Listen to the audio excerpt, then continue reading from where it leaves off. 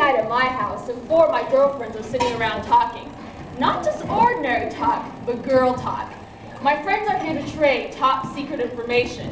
It's girls' night tonight, and any man who tries to enter will find himself in need of monastery counseling. The first thing the guys want to know about our get-togethers is, what do you discuss? Well, begin with talks about semiotics, a little Nietzsche, and on to brain surgery. Then we move to the more important topics like who's been sleeping with whom and how to give a better blowjob. So I performed hot water treatment on this guy, and he said it was the best thing that he'd ever thought. Ooh, I know a lot of guys who like that. But try it with a piece of ice as a closer. and watch his eyes roll to the back of his head. Wait, the hot water treatment? Yeah, you get yourself like a cup of hot tea or something, you take a sip, then you work on him. The warmth seems to do something to him. Then, when he's good and solid, with no fear of turning back, slip of these eyes into your mouth. As if you needed to add anything to the basic procedure. True, but variety is the spice of life. And what little things we can do to make them feel a little different. Well, hell, maybe we can enjoy ourselves breakfast in bed. When guys hang out, they do things. They shoot pool, play basketball, or they watch the Super Bowl and comment on the cheerleaders' movements. When women get together, we sometimes drink, often eat, and always gab. Exchanging intimacies and revealing yourself is something that men only do in rehab or group therapy. However, the roots of girl talk take hold early. As soon as I could talk, I was telling my mother everything. Back then, the main topic of conversation was boys, boys, and boys. I haven't stopped talking since. But what makes our gatherings different than boys' night out is that nothing is too personal to say. And nobody drinks 10 beers and throws up. Well, you know, the only problem is that there's hardly enough time to navigate the maze of male behavior and try to make any sense of it. You know, my brother once told me to save many hours of overanalyzing and simply head to the zoo and observe the gorillas. Okay, time for kiss and tell, girls. Ooh, what's the question for the evening? How about, where's the weirdest place you ever had sex? Oh, God. Sounds good to me. So who's first? In the back of a parked UPS truck. Ooh, that's fun. Where? In front of the building we work at. I had flirting with the delivery guy for a few hours, and he just happened to be there on my next smoke break. Just in time to give you an excuse for another cigarette. Next. In the middle of the floor of an art gallery after hours. No guards. Who do you think I was for? In a broom closet of an office right after my job interview. Would that have been a blowjob interview? No, it was all standing room only. Did you get a position?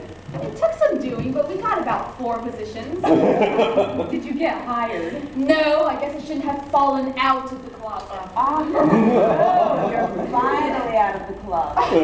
Hun, you know she's been that way for over 6 months now. Hey, if any of you want proof, just ask.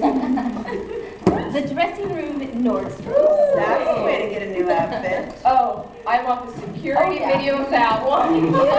Girl, that's got to be on some voyeuristic amateur home porn video collection somewhere. Well, I think that's kind of a thrill, knowing that there are men everywhere enjoying you. Oh, sure. Bald, fat, lonely men who still live with their mothers. Bravo. What about you, Janie? In bed. In bed? In a hospital bed, double occupancy room. I'm pretty sure the old man in the other bed was aware. Whatever I could do to make his final moments a little more enjoyable. Okay. So who is the most famous person you've ever had sex with? Oh, I slept with Matt Damon once. No way! Yeah, no, seriously. So, you make these puppy dog eyes in bed? Hey, you like apples? Yeah. How about them apples? I once started on with Mickey Rourke. Hot, sweaty, and inarticulate. I think he called out his own name when he came. Harry Farrell, when he was still with Jane's Addiction, we get into this heavy foreplay, and then bam, he stops. He goes into this half-hour tirade about sex and the manipulation of society. Oh my God! I fell asleep. I slept with Matt Dillon, pre-Cameron Diaz. He was so romantic. He sang Duke Ellington songs in bed. He was wearing boxer shorts with 8 balls on them. I tied him to the bed and I rode him. He loved it. He wanted it. There's something about bondage. My most famous was Jean-Michel Basquiat. Who? This artist, big in New York, cut out with Warhol. Oh, an artist? I slept with an artist once. It was horrible. He rolled on and he rolled off. He didn't care about me at all. I think he married an Italian porn star or something. Maybe you should try him now. Maybe he's learned a thing or two. But that's okay. I think she married him because she was used to having to work at it. Hey guys, the show's on. Thank you, Jennifer. Sure. So, how was he? Did they make a movie about him a while ago? Yes, they did. They didn't include me in it. He wanted to stake me, though. And I let him. I thought it would be fun and kinky. And it was. Until I discovered he'd been give me a horrible case of crabs. Oh my God. I slept with Chris Isaac once. So did I. No way. And did you? Oh my God. Huge, wasn't it? Oh, what a mouthful. We have Eskimo sisters. Oh, what's that? You two slept with the same guy. Makes you Eskimo sisters. Every gathering varies according to its participants, but one of our regular features is show and tell. At the last meeting, the hostess brought out a whip made out of Stone buffalo testicle. Everyone touched it and screamed. Oh, let me have that.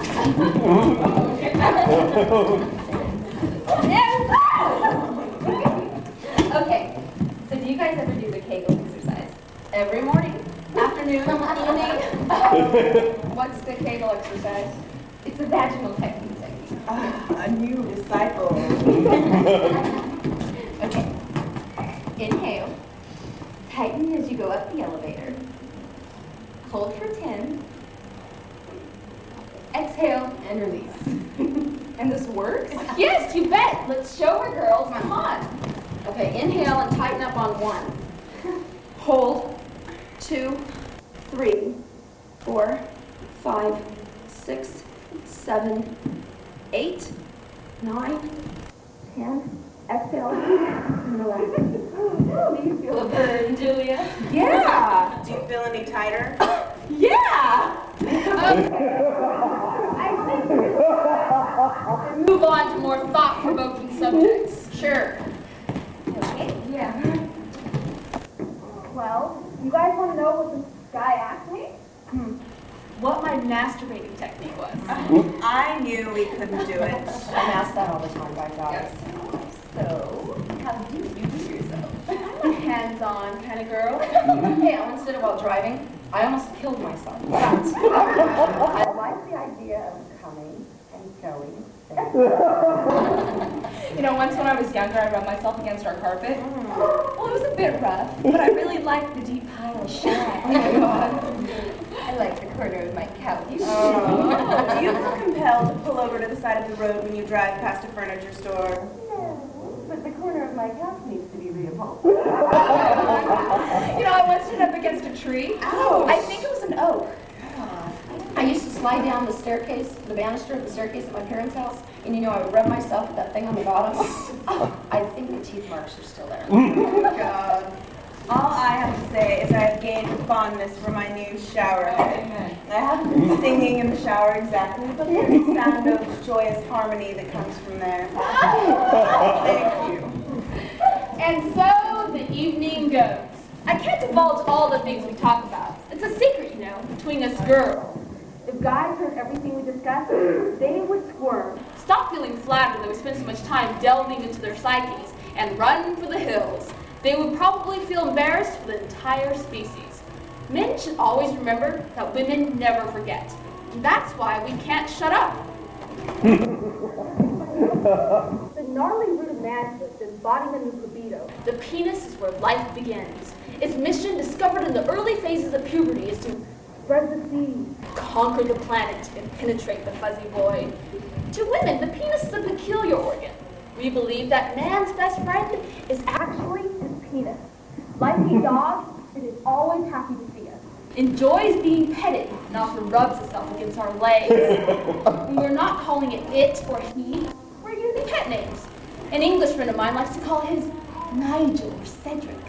I like to call it Bob's Big Boy, the violator or thruster. At 13, I began to understand penises, thanks to the local 15-year-old boys who were always trying to get me to touch theirs and put it between my legs. That is when I understood the penis had a mind of its own. And I realized it's the mind of a perpetual adolescent. Come on, hon, we're gonna be late for our reservations. Let's go. The difference between male and female physiologies Affects the way we view our reproductive organs. Women with our internal squishy accommodations tend to be more self-protective and introspective. On the other hand, men with their fleshy protuberances are constantly reminded of their biological imperative. If we hurry, we can still make it. That might explain why every time we walk by the neighborhood plant store, he points to the north cacti in the window and says, See that there, babe? Yeah, that's me. That's just my size.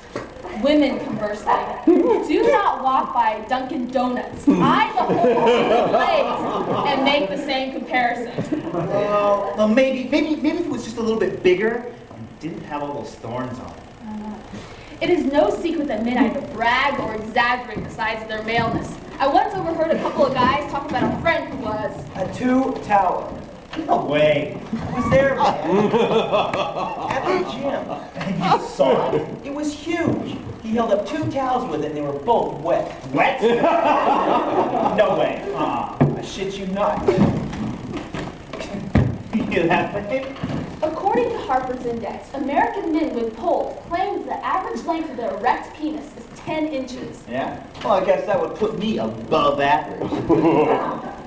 The average length of an erect penis, according to American women, however, is 4 inches. Wait. Women don't make that big of a deal about what we have downstairs because it's the one thing that you guys aren't too judgmental about. No, wait. There are a few things that I do care about. There's grooming, maintenance that should be taken care of. That's just a plus, man. I couldn't care one way or the other. And I know. And we're too busy worrying about the size and shape of our other body parts that when it comes to genital appearance, you guys are clearly more vain. The mighty phallus is represented by erect symbols of power, impressive skyscrapers like the Washington Monument or the Empire State Building. Meanwhile, female genitalia is often associated with holes, ditches, and receptacles. The Grand Canyon. Hallelujah. You wake up every morning and get a good look at your tool standing at attention. We rarely get a look at ours because to do so we need to get a mirror and a searchlight. Now I've gotten a really good look and I like what I see. I'm sure you do. Oh, come on, babe. Let's go back to your apartment so you can get a look at my monument to perfection. You men with enormous endowments think that we women worship them, but we cannot idolize an organ, especially if it's attached to someone we can't stand. Huh? And contrary to Freud's theory, I do not envy the penis. The reasons are obvious. First, I'd be really worried about zipping up my fly. Second, I don't want anything veiny falling out of my shorts. Third, a penis looks terrible in a really tight dress. Okay, babe, you're losing me here. Are you gonna get out of those clothes and feel my handsome virility, or what? And whether or not the penis can be considered attractive is a question of relativity. If a man is handsome and sexy, the penis can be erotic in its surging urgency. I love watching it grow bigger and bigger, like those magic animals that can randomly put them in water. Those things are really cool. Come to bed, babe.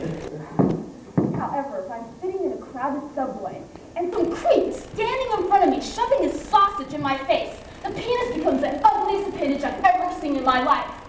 Well, that's not to say what's between my legs is any better. You say that again? Now let me rock your world, babe. If I decide to sleep with someone, my thoughts about the penis change. Suddenly, size matters. Damn straight. Usually, if I decide to do the deed, I'll check the material out. I usually do this at the movies by accidentally on purpose dropping my hand in his lap. I remember that. Admittedly, a big burrito is more exciting than a little one. But if a man's on the small side, we won't necessarily lose interest, unless, of course, we discover a micro-organ. Most women say that a 6 to 8 incher is desirable. More than 10 needs a shoehorn. A foot longer requires a crowbar. Yeah, well, I guess you're gonna need a really big crowbar tonight. But ultimately, it's not the meat, but the motion. I've had plenty of friends tell me they've had unsatisfying sex with guys of all kinds of sizes, and that rubbing up against a doorknob did a better job. I've got all the motion you need right here, baby, but, no, I could use a little jump start. This little talk of yours is taking the wind out of my sail. And as far as taste is concerned, the penis is an acquired one. Like fine wine or cognac. In culinary terms, the penis is akin to a salty hot dog with a musky bouquet and a janitorial aftertaste. That's why I always carry after-dinner breath mints in my purse. That's it. In discussing the question of circumcision... Okay, I've heard enough about that. I am out of here. Catch you later, babe. And that's the point. We can spend more time analyzing the male mind than we do the penis. We cannot separate the man from the member. Often you'll hear a bunch of guys yell, "Let's go out and get some pussy." But never in a million years will you hear a group of women yell, "Let's go out and get some dick and balls." And unlike men get excited by close-up shots of beaver only, most women say that a man with balls in his Levi's is a lot sexier than one who is nude. If women thought penises are as important as men think they do, we would probably be reading magazines with titles like Penises Today or the Scrotal Review. But the submissive state of a male who is sexually addicted to one female, the end result is the best sex he's ever had. 2, a highly sensitive condition whereby a man temporarily surrenders power to a woman, a consequence of being hypnotized by a hot clean tank. Only a man would come up with such a retarded, sexist word to describe a relationship that so many people enjoy. Probably coined by a bunch of horny guys sitting around drinking beer and watching football while making fun of their friend who was busy taking out his girlfriend's trash. You know, since the beginning of time, males have dominated females, except when they're in the whipped state. Now, this is one of the only times that men are controlling us or bossing us around or creating situations like the Gulf War, the Wall Street crash.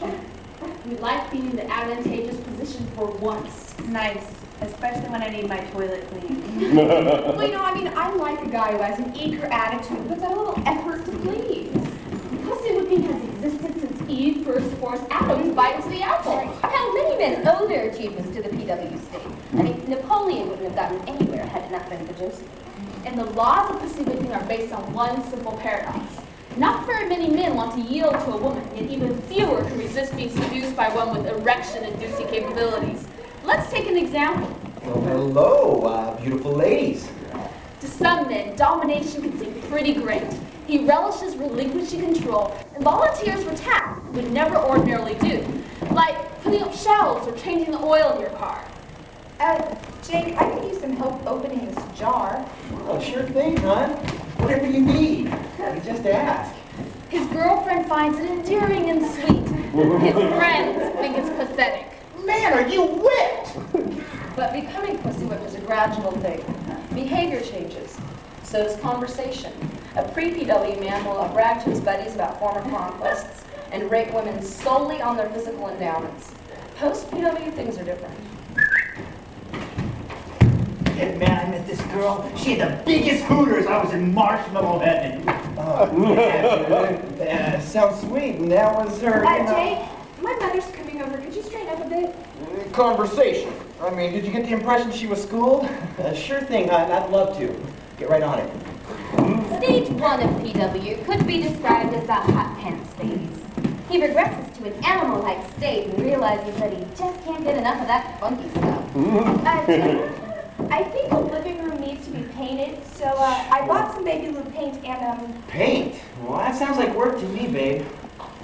and along with that paint, I stopped by Victoria's Secret and thought I would try this on. Victoria's Secret? And like Pavlov's dog, he needs intermittent reinforcement and will do just about anything to get what he wants. What do you think? Think? All we have to do is say, "Heel boy, let him suck on my breath and land him the breath and rollers." Stage 2 might be termed going ape. Now this is when he calls 3 times a day and shows up at our house bearing flowers, a raging boner babbling like Homer Pyle. Golly, Julia, I was passing the flower store thinking of you when I thought she'd love to have some of those flowers, and well, they would look so good with the paint in the living room that, well... And then he buys a pager to be at our every beck and call. Someone paged me this afternoon, and I called it, but I didn't recognize the number, so I just wanted to know if you would page me. Around now, we start to implement more difficult tasks, such as having help us lift heavy objects or stay on the floor. Sure, I can get that piano 4 flights of stairs, huh? The final stage of PW is totally pussy whooped, or TPW. This stage is the most pitiful to other men. As testosterone levels plummet, the TPW man starts doing laundry willingly and is occasionally seen sporting a "I hate housework" apron. At this point, we think he might be getting out of control, especially when he volunteers to do our hair. Some guys, however, will never be PW. They want to have sex with as many women as possible before before they turn 80 and are forced to depend on a penile pump. That sounds like paying for sex, and I will never have to pay for sex. To some men, having sex is part of their daily routine. That's why it is a refreshing change to have a man under our spell. I will never be under any woman's spell. Men who cannot be whipped are usually not as enthusiastic about such things as cunnilingus, whereas the PW man cheerfully acknowledges a woman's pleasure. Finally, we get to push someone's head down. That ain't me, babe. The PW candidate is not, however, a wimp. Yeah, he looks like a wimp to me. He is just as likely to have tattoos, gigantic muscles, and a Harley as he is to have a concave chest or Coke bottle glasses. But what separates him from the Cro-Mag who can't be PW is that he actually enjoys women's company. Loser. He's got spine, but he's not one who can't wait to leave after the big O. Of course, this also has its disadvantages for us. Sometimes his butt becomes glued to our couch, and we have to send him grocery shopping just to have a little space.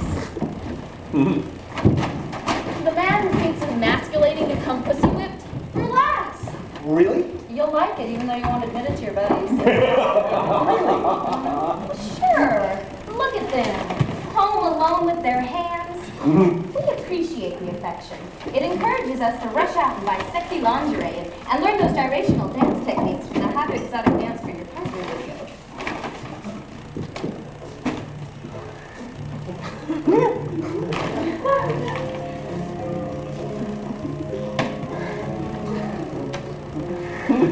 We think it's fun to see you panting with manly expectation. Jake, I think this teddy needs a little adjusting. Well, on my way. Pussy whipped man is a man of the 90s.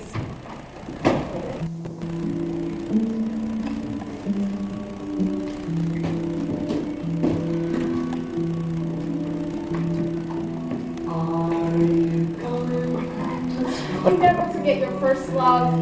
No, I never did. Specifically, I never forget him telling me he never wanted to see me again. And he dumped me. My teeth still hurt thinking about someone who I thought was in love with me admitted he wasn't. Since then, I vowed never to do that to anyone who loved me. Oh, that's sweet. Dumping a load. Taking a dump. Dumping the garbage. The word dump itself has a heartless ring to it. Well, I don't think you have to worry about Jack dumping you. He keeps coming back for more, and you seem to have him pee-whipped into shape now. Yeah. But you know, getting dumped can be just as bad as dumping the person. I mean, you're the villain, pulling the trigger, knowing you are inflicting the pain. How do you explain to someone who loves you? I know it's not your fault, but you're getting on my nerves. This doesn't sound good.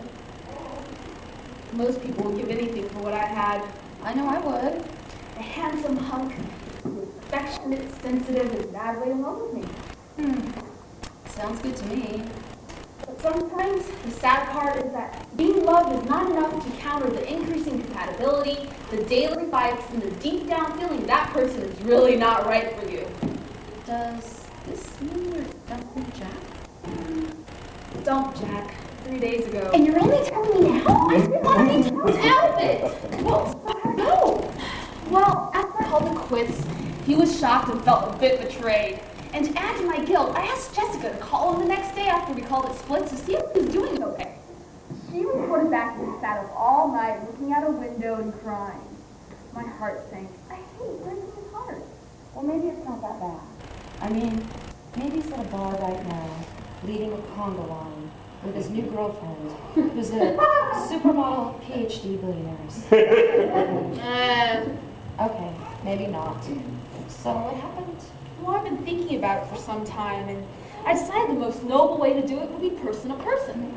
But that has its drawbacks, considering the person might think you're joking and will return 5 minutes later with a quart of milk. That would suck. Yeah. So I thought that on the phone would be a reasonable alternative. That would spare me the sight of him on his knees, sobbing, begging me to reconsider. I even thought of a Dear John letter, but it seemed like the option of a total coward. So which direction did you go in? I did it in person with letter in hand. Oh, good for you. Did you write any of his misgivings in the letter? I didn't want to further shatter his self-esteem, considering it's probably in pieces already. And besides, it's not a good idea to state the qualities you didn't like. Taste is arbitrary. What I might not have liked, his next lover might. and it's definitely not a good idea to insult intelligence or appearance. I mean, even if a guy thought his ex was inadequate in bed, he shouldn't say, "I've never slept with such a dead fish." Nor should a woman say to a man, "I've seen more sensitivity in a 2-speed vibrator." Yeah, it's only right, I guess. Now I'm just wondering what kind of embarrassing secrets he's telling everyone about me. I hope what goes around doesn't come around, because when my first love dumped me, I happily went around telling everybody how he liked to suck his own dick. Telling me that. Yeah. Well, so, what are you going to do? Well, I cried my part, watched an unmarried woman, did some drinking, and I'm going on. An unmarried woman. Isn't that a female equivalent to a lonely guy? Oh my God. What if I never have a relationship again? What if I blew the best thing that ever happened to me? What about having sex? I mean, all the good men out there are already taken, or they're in love with themselves or each other. Maybe I need to lower my standards. No, you're panicking now. What you need to do is just move on. But when? Where does a woman my age find a man anymore? Hey, try this. What's this? Personals. My long-term relationship was over, my heart was recovering, and my womanhood was tingling. The swingle scene awaited me, and it was time to take the plunge. So I decided to join the rest of the horny and desperate losers between the sheets of the personal ads. So, having any luck finding the man of your dreams? Going through the columns, I find that reading the personal ads is a lot like masturbation. Well, give me some of those. You do it alone. You try not to let anybody else know you're doing it, and afterwards you feel stupid. But I did make some calls. Do tell. I had one guy tell me he got all his girlfriends that way. Another guy told me that he thought when he bought a dog, that would be the way to pick up girls. And then he also let me know that going through the personals, you can get laid like crazy. Well, good luck. I was looking for dates in the women seeking men section, but I couldn't help but peruse the anything goes column with ads like extremely ticklish, SHF wanted, or looking for bi M or F in need of an attitude adjustment, or female college student looking for financially secure sugar daddy. The personals were also loaded with M&Ms, married males, Of course. looking for safe, discreet encounters. The section was huge. It should have had its own heading, married but dating. The first ad that caught my eye read, hot model turned therapist, SWM, 30, creative, seeks sweet, deep beauty for romance and consequences. I figured he couldn't be too ugly if he was a model, or too stupid if he was a therapist. So I called the 900 number, plugged in an extension, and listened to the tape message. It sounded warm and sweet and worthy of me leaving a fake name. Hello, this is Anne. I left a provocative description myself and waited for his reply. Hello? Hello, Anne. This is Jeff. You responded to my ad? Hi, Jeff. So, describe yourself. Well, I'm currently working as a therapist for athletes. I have an office downtown, and I do more than fair business. There's a lot of jocks out there with messed up psyches. So what about the modeling turn part? Oh, that. Well, I modeled for... Actually, it started out with an agent approaching me on the street, and he offered me representation, and of course I did it for a number of years and found it unfulfilling. So I gave it up once I realized that it was going to get me through school, and I got my license. I still keep in shape, though. You never know when you might have to get back into it. He sounded okay. We talked for over an hour, and we set up a coffee date.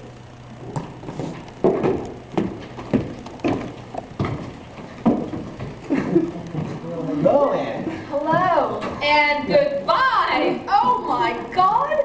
Look, I don't mind red hair, but this guy's got like Ronald McDonald. And look at those teeth. Nice coloring. And that 70s nose job. And those pants. This guy was a model? Was that for the before pictures? So, Anne, you're quite beautiful. I am surprised. Most people lie about themselves in their ads. I hate that. So, try some of this? No, it's Oh, okay. come on, try some. No, really, that's okay. Yes, I modeled for a number of years, did a few layouts. For who? Barnum and Bailey? Well, you don't know how it is. Being a therapist, my female patients are almost always coming on to me. But no, I can't. No, that would be unprofessional. There once was this swimmer who... After 45 minutes of listening to him talk about his female patient's sexual advances. Oh, this was in the paper recently. It was an article written about me. And showing me his recent press clippings from 1985, this guy was driving me nuts. So, Anne, how do you think the date's going so far? I thought that he needed a therapist of his own, and I needed some Prozac. My next date was with a dark-haired, green-eyed poet who said he was looking for someone sexy but shapely, any race. Hi, you must be Anne. Hey, not bad looking. Well, it's just, I usually only date black women. Pardon? I thought it was obvious. I guess I didn't get that. I did right, but shapely. I thought that was a major clue. But shapely? I can't believe I didn't get that. After that experience, I thought I would have more luck if I placed my own ad. This was free, except for retrieving the messages, which happened to cost $1.99 per minute. Establishing the right tone is important because every word you use can be misinterpreted. The tone had to be sexy, but not sleazy. Intriguing, but not appealing to Jeffrey Dahmer types. The ad I wrote read, SAF, 29, cool but warm, dark-haired exotic beauty, babe with brains, seeks 30-ish SWM, humorous and handsome, sweet and smart, for fun and fire. Okay, so I decided to flatter myself. I left a provocative message under my phony name as well. Hello, this is Anne. I am entertaining and often enjoy pumping iron. My fashion tips come from the 60s Italian movies and the old Star Trek series. In hindsight, I should have realized what kind of guys I would attract with Star Trek reference. Almost 80 eligible bachelors responded. Well, Ed, I love to play strip poker in the back of my limo. If you're interested in the game, drop me a line. Well, hi, Anne. If you're looking for somebody special, I think it has to be me. I have a cleft chin, and I'm built with about 11 inches up front.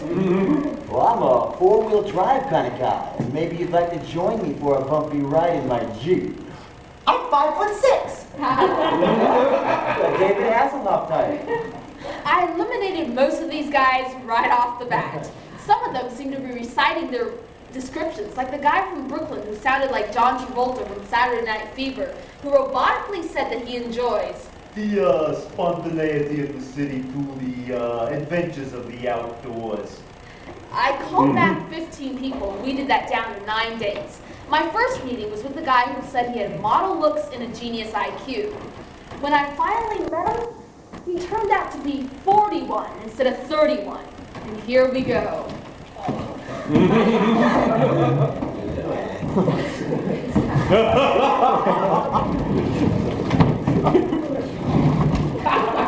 I just graduated film school. I have my own place on the east side, and it's just a one-room walk. But hey, I'm only working odd jobs until I get my movie made, or that directing gig with Spielberg. And then there's my student loan. I want to take care of that as soon as possible. I kept hoping he would close that 70s shirt if I grimaced enough. He had no personal charisma, but he did have. Oh, my ex and I have been dating now, on and off for about 3 years. We only see each other on weekends, and there's no real physical relationship there, if you know what I mean. Thanks, but I'll have to pass. Even after rejecting him on the spot, he still kept calling me on Sunday nights after his sexless weekends. Eventually, I suggested he start his own personal column category, SWL, Single White Loser. Hoping to find someone more together, I made a date with Joe, who said he was a 29-year-old doctor who happened to be tall, dark, and handsome. When I finally met him, he turned out to have as much sex appeal as Ted Koppel. Hi, I'm Joe. Hi, Joe. So you're a doctor? What kind of medicine do you practice? I'm a veterinarian. I love it. I love animals. A vet, I thought. So, how much do you love animals? Animals are like people. I hear that people get really attached to their animals. Pet owners who have their pets put to sleep often need therapy. That's kind of funny. That's hardly funny. Well, it is a little. That's not funny at all. Well, I mean, sometimes Fluffy needs to be put down and... And you find that funny? He got mad at my lighthearted attitude. Heck, he got mad at everything I said, so I kept talking and getting sillier, and he would get madder. So I finally asked, "So, Jen, do you get turned on by women in dog collars?" That is it. He was out the door. It was at that point that I realized that most people were either totally deluded about their looks or were lying. I realized that personal ads needed to be decoded to their subtext. So, what have we concluded here? When they say they are attractive, It means they are unattractive. extremely good looking, Average. cerebral giant, Nerd. teddy bear type. Fat. In any comparison to a famous person means they are the uglier version. It's insane. I had one guy tell me he was a sexy musician. Later, he said he was also an electrical engineer. When I finally met him, he admitted that he reads meters for PG&E and that he plays guitar on the side as a hobby. Here, how about this one? John, a major LA celebrity, a generous self-made millionaire who loves to buy women presents. Hey, you might as well score some gifts. Well, I'm not materialistic, but I called him back thinking of the free gift. We made arrangements for a date, and he picked me up in a white limo. He seemed like a flashier version of Robert De Niro from Raging Bull. Hey, yo, waiter, bring me a garage apple wine here, okay? Yeah. I made all my money in real estate, you know? Hey, like that Chinese fellow in the infomercials? Yeah? Yeah, good. What I do is I buy up foreclosure properties cheap and I make them mint. All this time I was thinking how money can't buy taste. You know, I've been known to hurt women. Excuse me? Well, I don't want to hurt you. I've been wondering if you can take it. You can try it, I'll... No, nothing like that. No. With my thing here. Women have told me how big I am, and sometimes it hurts. Right. This guy was definitely not my speed, but I was afraid to leave too early, fearing he might send one of his boys out for me to cap me. So instead, I told him I had to go home because I was experiencing a real heavy flow, and I was still recovering from a bad case of crabs. Yeah, okay. That's all right. Why don't I have my driver take you home, all right? Thanks. After 2 weeks, 14 dates, and $469.88 in phone bills, I still didn't have my dream man. But being the hopeless, pathetic optimist that I am, I decided to give it one more try. On my messages that night was a deep, silky voice with a southern accent as thick as molasses. It said, I'm 6'1", and I'm going to sound arrogant and say I look damn good. So unless you're drop dead gorgeous, don't bother calling me back. this sounded too good to be true. I called him back and asked, "So, what famous person do you look like?" Well, I'm a cross between Chris Isaac and Patrick Swayze, and I'm one hell of a kisser. You too, huh? And just in case he really was good looking, I slipped in. I have larger than average breasts. Well, I have larger than average hands. We made a date. Well, howdy. Now, this is a pleasant surprise. He looked almost exactly like the way he describes himself. My underpants snapped, crackled, and popped. We had drinks for about 2 hours, and he seemed like quite a character. Oh, here, let me get that beer. What? For you. my, with your teeth. Wow, I learned that while I was marlin fishing off the big island of Hawaii. This sounded too good to be true. Then he followed all this with a good puke story. Drinks turned into dinner, during which he told me without my asking. Well, my daddy, he's an old business. Yeah, he's worth about 200 mil. Me personally, I'm worth about 8. So I'm a rich redneck. This was the first thing that turned me off. Then he said, I changed my name from Jed to Joshua after seeing that lethal weapon. 8 wild turkeys later, the veneer had worn thin. His true personality started to emerge, and he talked endlessly about himself. Well, I was in 4 boarding schools. I was kicked out of all of them. Bragged about his ex-girlfriends. Oh, she was hot. Former Miss Alabama. Oh, could she suck the crumb off a bumper? Claimed that he could have any woman that he wanted. I met that Kathy Ireland at a party once. You know she wanted me. And then said he had slept with over 400 women. That Will Chamberlain ain't got nothing on me. You want to experience some of my goodness? Then he became completely obnoxious, slobbering on my neck and boasting how he liked to buy strangers drinks in bars and how he once blew $8,000 in one night. Well, I'll get us a suite at the plaza. We'll little room service, and I'll lead it off in your bod. After he made some disparaging remarks about gays and blacks, I accused him of being homophobic and racist. You know, if women didn't have that thing between their legs, they wouldn't be worth nothing. I added sexist to the list. Come on, baby. Give us some tongue. Oh, wait a minute. Everybody here in the round. Check, please. You won't write nothing about this, will you? Promise me you won't. Man, why would I promise that?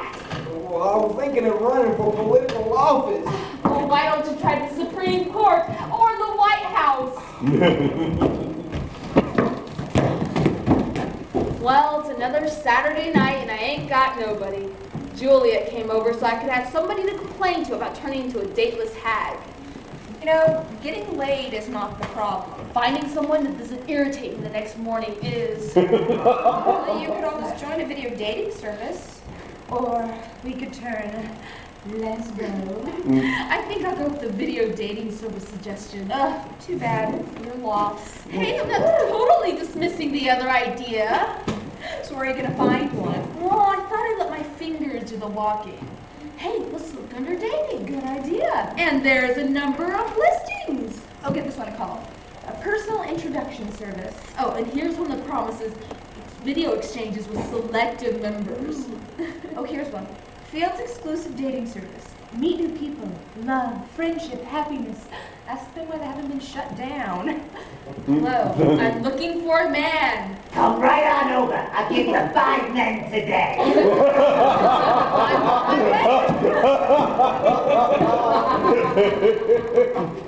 Walking into Field's office was like walking into a time warp. Out in the foyer hung attentive photos from the 40s of Uncle Jules sporting slick back hair and a pencil mustache. The walls were covered with 50 years of marriage photos, invitations, and kitschy bride and groom paintings that looked great next to a black velvet Elvis. A sign dating from the 40s read, "This is not a Lonely Hearts Club. This is a matrimonial agency exclusively for friendship and marriage." Come in, sit down. Attractive girl like you should be married. Settle down, have a few kids. So, looky here. I got lawyers. Yep, I got businessmen. This one, he's worth millions. I prefer creativity over lots of money. You don't want money. Well, first I want somebody smart. The men who come here, they are smart. They're not married. So, where do your parents live? San Diego. This one here, he's from San Diego. I got men from San Diego. I got no shortage of men.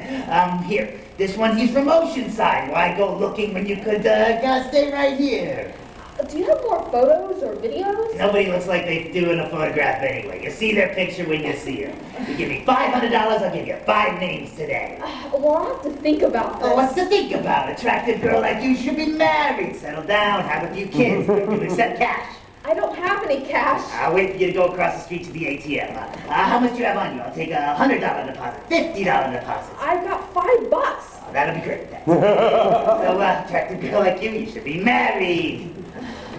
After Uncle Jules, I decided to shop for a matchmaker with more potential. I looked under matchmakers in the yellow pages and called the one listing. It turned out to be a dog breeding service. Hey, I got a number for you. She describes herself as LA's premier matchmaker. Her name is Jordan.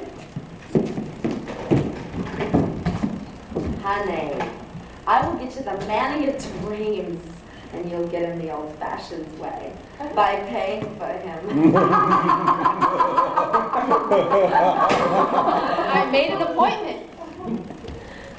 Now, 10 couples that I've introduced have been married. 11 are still dating. Now, I am completely legitimate and have never been accused of anything illegal. Never.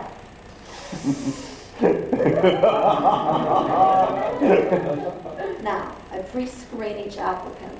So that means if I take you, you're going to have to take an AIDS test, and we're going to investigate your criminal history and your educational background. I flashed back to my wild teenage days as a juvenile delinquent and wondered how my record charges would look now. Minor possession of alcohol, indecent exposure. What age are you looking for, Michelle? 20s or 30s. How about someone around 45? Too old. What was your childhood like? Fun, happy. Do you know that 99% of people come from dysfunctional families?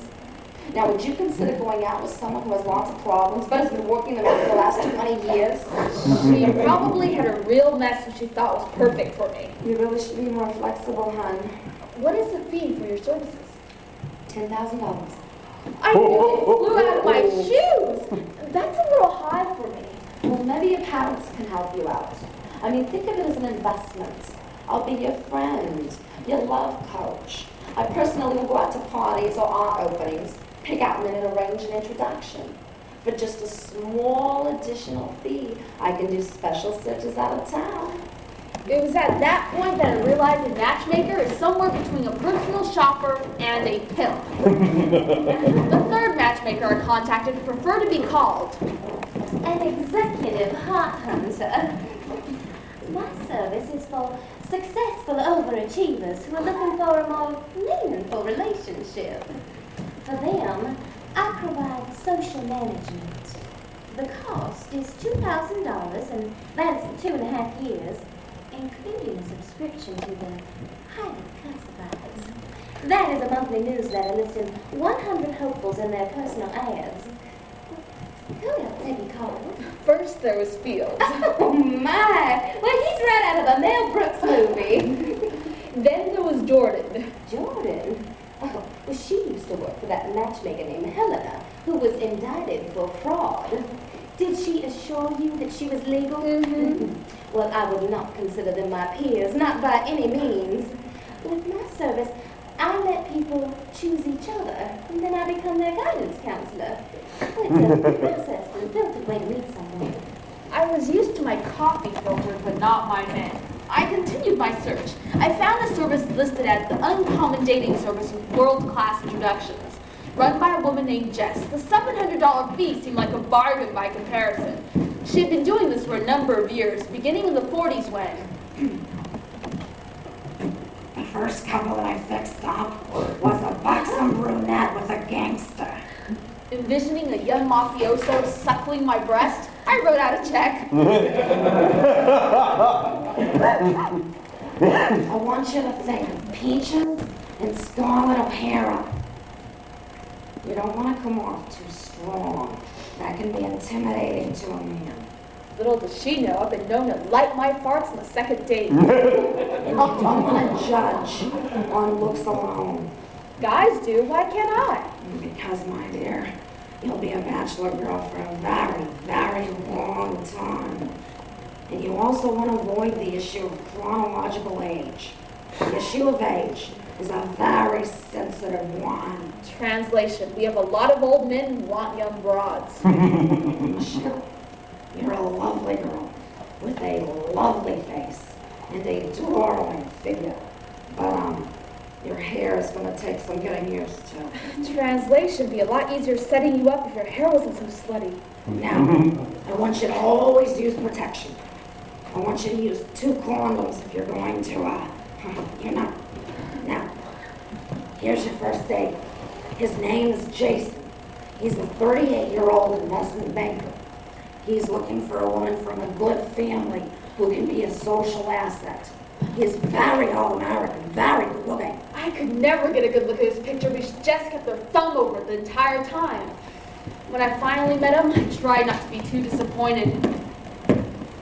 Hi, you must be Michelle. I'm Jason, but you can call me Jason. Jess has told me so much about you, and I really think that we can... He was a real hello, how am I kind of guy. Kept talking a mile a minute, never stopped to ask me anything. In the first 5 minutes, he rambled off his resume. My father is an attorney, my mother is a professor, I have an MBA from Yale and a house in Malibu, and... Then he tried to impress me with his banking portfolio. Investment bankers like me in the upper echelons are really geniuses. Bored, I tried to steer the topic into other directions, but he always managed to top me.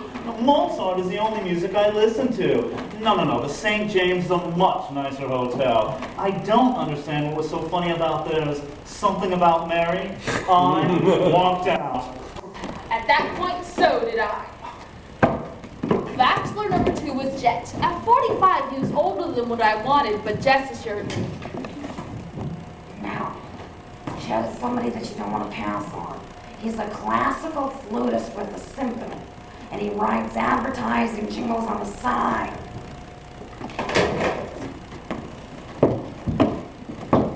We had a good phone conversation, but when I saw him, my heart sank. There.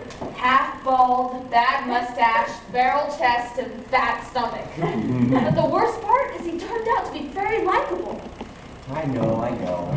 Commercial jingles. But hey, it pays the bills, and well, as corny as it sounds, it allows me to express myself artistically. Don't get me wrong, I enjoy playing with the symphony. It's just that, well, when you know it's your own music, there's a special feel to it.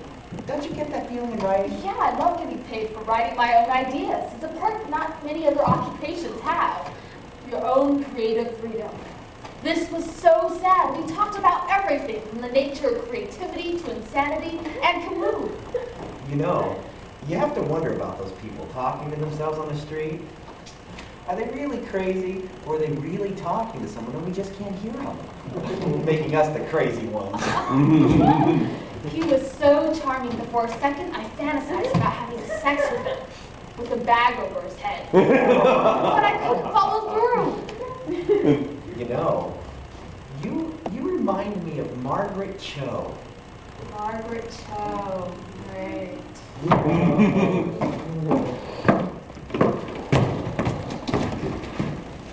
Okay, Michelle. Next up is John. He's a doctor. He specializes in tissue research and liver transplants. He's 34 years old.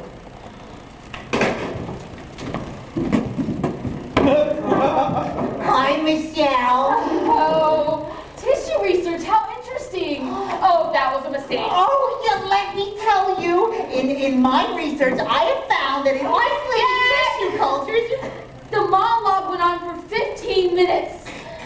Bored, I tried to steer the topic to liven things up so I wouldn't go into a coma. So, when they do sex change operations from male to female, do they shove the meat right back up there? He was not amused. Next up was Jan. Jan doesn't date much, but he makes over $500,000 a year at his employment agency business. Jan was in his mid-40s with a gray ponytail and an oversized nose. After 3 minutes, he asked, So, you think I'm cute? After 10 minutes, he asked, Are we falling in love yet? And then he started doing magic tricks right there and then, embarrassing me to no end. Come on, pick a card. Any card. Hi, Michelle. Oh no. So, friend of yours? Yes. Hi, Jamie. Oh, how are things? You still... Peachy. Just on a date. Another date. A date? Oh. Hey, pretty lady. I'm Jan. Pick a card. Any card. I'd love to, but I have to go. Talk to you later, Michelle. Yeah, talk to you later, Jamie. Come on, pick a card. All right. When he finally put the cards away, the conversation turned to the 70s and drugs. Yeah, I was heavy into Quaaludes then. Too bad I don't have any on me now, eh? Yeah, too bad. I could use them to get through this date. Look, Jan, I really got to get going. Oh, well, let me walk you home. Great. Oh, wait a minute. Look, a toy store. Hold on, I want to show you something. Watch me juggle these balls. Oh, yeah, great. Jess called me the next day to say, That's only the first batch, Michelle. Be patient. if these guys were the best of the lot, I cringe at the thought of the worst.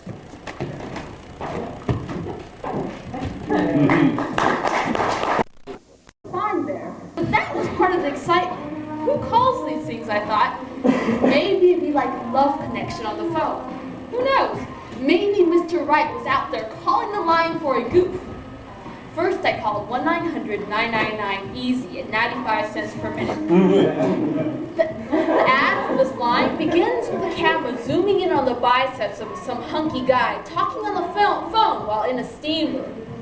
I eavesdropped for a while and then decided it'd be a lot more stimulating if I participated in the conversation. Hey, baby, why don't you give me your phone number? Why don't you describe yourself first? Well, I'm very attractive, and I only date very attractive women. So, what do you do? I'm a porcelain salesman. You mean like toilets? Yeah. Groovy job. Another girl came on the line. I heard him describe himself as a cat as she took down his number. Hey, baby, why don't you give me your phone number? Describe yourself first. Well, I'm very attractive, and I only date very attractive women. Oh, okay, so, what do you do? Oh, I'm a porcelain salesman. Oh, you mean like China dolls? Yeah. That is so cool. Give me your number.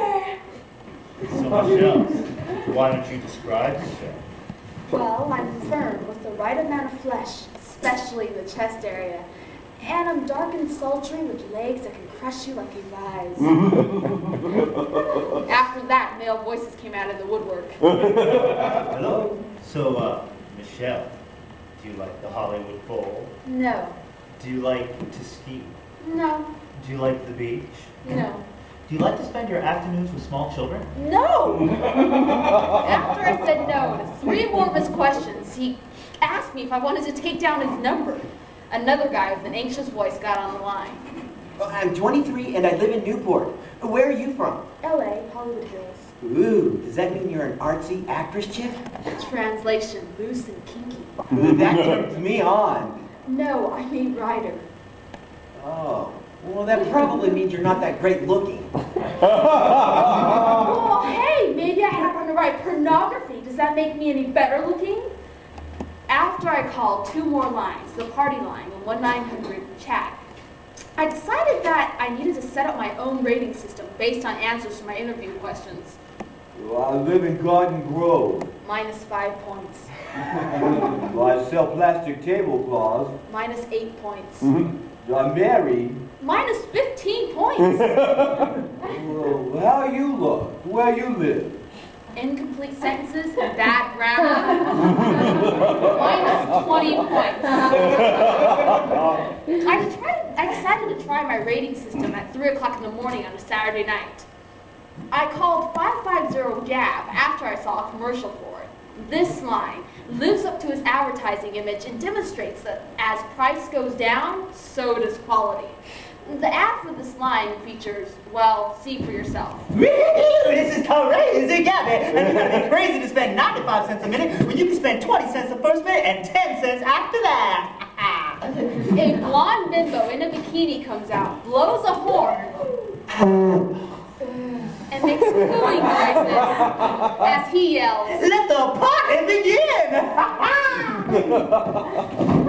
As expected, this line had the highest percentage of Neanderthals per minute. The callers were drunk and even more undesirable than the callers from the other lines, even at 3 a.m. Apparently, horny happy hour. Hey, babes, this is the wild thing. Any females out there? I want some pussy! Any nymphos out there? Right here. No.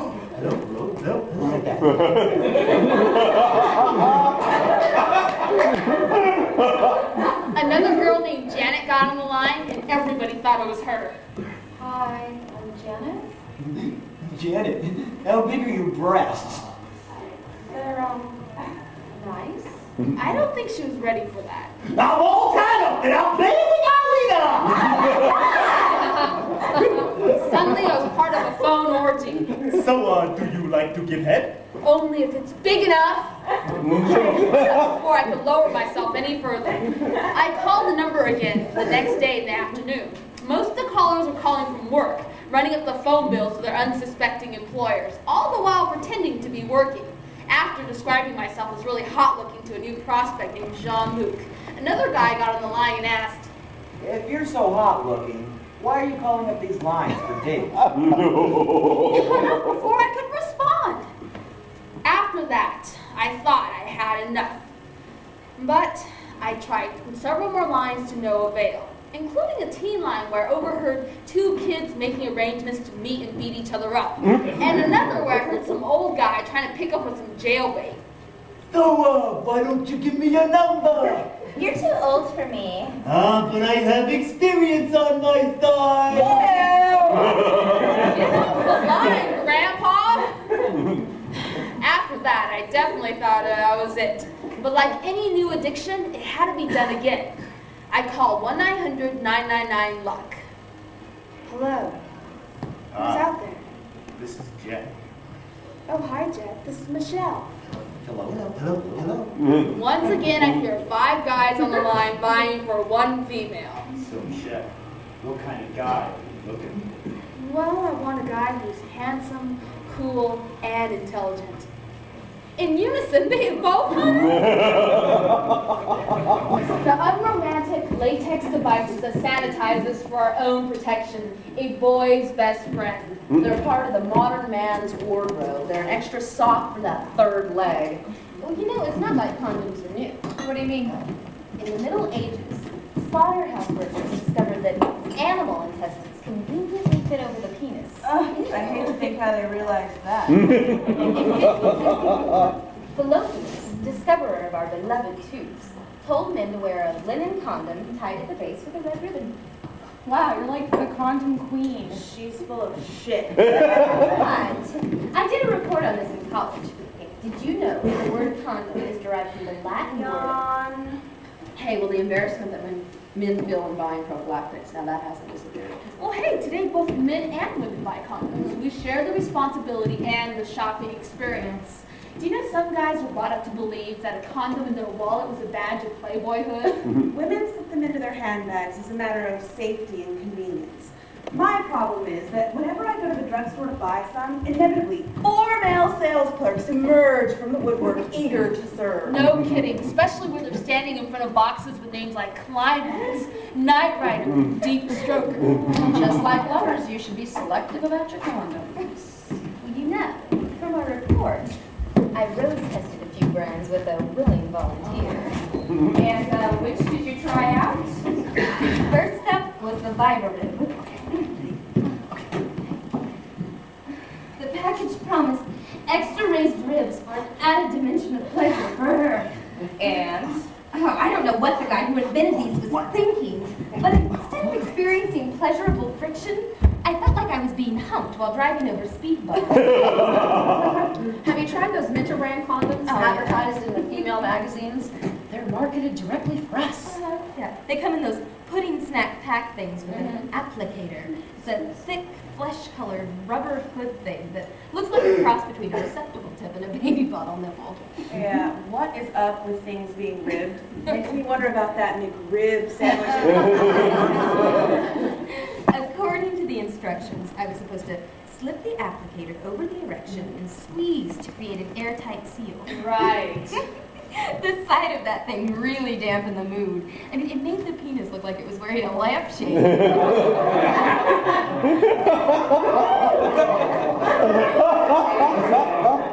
So those two are out. I did find great humor in the Fiesta condoms and all the colors they come in, and he comes in. It makes the guy look like he's wearing penile party boots. We did like the glow-in-the-dark condoms. In the dark, when that neon is thrusting, it gives it a sort of strobe-like disco effect. I love that disco effect. Next up were the bareback condoms. You'll hardly know they're there. And they were right. It broke! Ah! And that is where ecstasy turns into paranoia. How about those tougher ones? Yeah, we tried those too. Everything from sturdy to resist breakage to extra strong. And although, I didn't notice any difference, he said it was like wearing steel-belted radios. I tried those kimono condoms from Japan. Strength and effectiveness. Neglected to mention that any man, even slightly well-endowed, would be unable to fit one over the head of his manhood. My big guy tried one on, and it popped off, leading us to... You ought to try the Kimono Plus for your bigger guy. Also, try Trojans Large, Max, or Magnum. They're all geared towards that pink. Hey, have you tried those mint flavored condoms? Oh, it's a condom. It's a mint. It's a condom. Try Ramses with Rexon. Well, condoms are here to stay. And we have to live with them, so we might as well think of them as being on our side, our latex buddies. We can solve the problem of timing and application by simply Velcroing condoms to every place we think we might get sex. Your bed, the couch, the closet, the kitchen table, the garage, the roof. Yeah, but then we'll have to get accustomed to using them. Yeah, we'll have to simulate field maneuvers, develop a quick draw skill. Oh, like soldiers that have to take apart and reassemble a rifle in the dark. Exactly. Don't forget about the female condom. Yes, a piece of plastic covering a rubber rim. Fun. Yeah, we tried this too. The guy said it was like porking a empty trash bag. We also tried the dental dams, of which my assistant said was like licking a plastic tablecloth. And then we tried something called a French tickler. It was a pink condom with rubber nubs on the side. And this had to be invented by a man because the only thing alive that tickled was my cervix. I've heard of those. No good, huh? No. Someday, ladies, they will invent something. Maybe not in our lifetimes, but it's got to be tying a red ribbon on the end. It's a language unto itself, those romantic utterances made by couples during intimate moments of nookie bliss. This can range from, "You're the only one," to, "Honey, let's get out the leather swinging cat mask." Unfortunately, when it comes to mastering this particular pun, most of the male species are in need of a speech therapist. Some guys will say anything to get a woman into bed. Oh, well, sure, that's when they're most charming. And more articulate than they've been all day. Yeah, it's like something what's in their pants has an effect on what's in their brains and vice versa. Except that by the time I'm half naked, a curious thing happens. They become speechless. Wow. Flattering. The verbal equivalent of foreplay is important. Yeah, sure, I know. Sure. Whatever. Now, men seem to like it when we compliment them on the size or shape of their privates. Women, however, do not need to be told that we have a beautiful pussy. We pay so much attention to our appearance that being complimented on our genitalia is very low on our priority list. It's like saying, we have an attractive anus. You are like a Playboy fantasy come true. Which translates to, you are a total sex object. You remind me of the photos that I used to look at when I started masturbating at age 12. Oral sex presents other semantic difficulties. To men, sperm is nature's love juice. Now, to women, this substance is as appetizing as a glass full of runny boogers. I don't understand why you don't like it. I mean, doesn't it smell like the ocean? I was thinking more of a toxic spill. Conversation during intercourse usually emphasizes the business at hand and includes such classic expressions as, oh yeah, that feels good. harder, higher, a little to the left, and finally, Now, this is the time when most words seem unnecessary. Most of the time, language is reduced to barnyard sounds. And it is the woman who is louder than the man, notoriously louder. Oh, ow, ow, ow,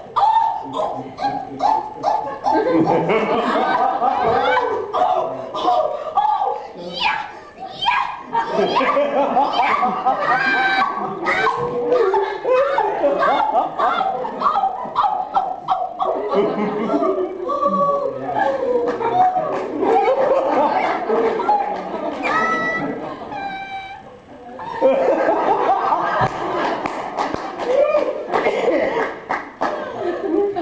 You go, girl.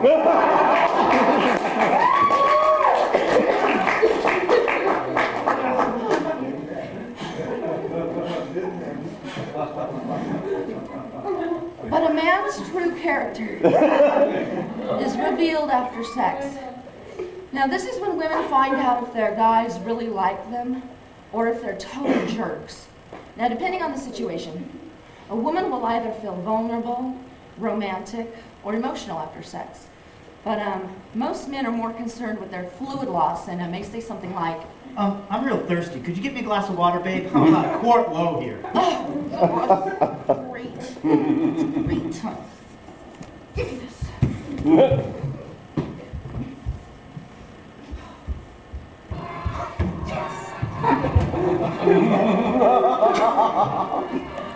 Or they might revert to more childlike behavior. Now, these type of men like to sit really closely in front of the TV after sex. These Flintstones? These Flintstones are great! I love that Barney!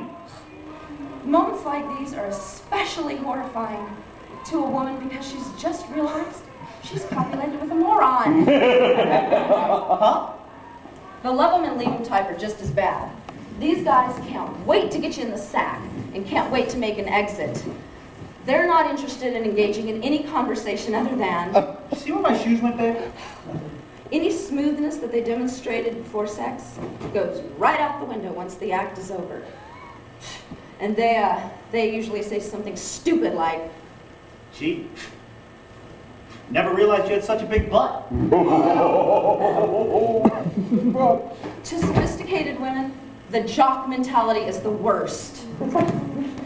To jocks, having sex is merely a workout, a physical experience rather than a bonding one. So what do you say we party and get naked? Oh, goody.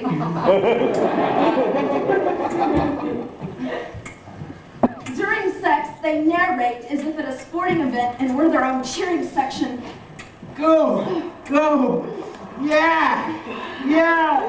Oh, I'm coming into the home stretch! I'm almost there!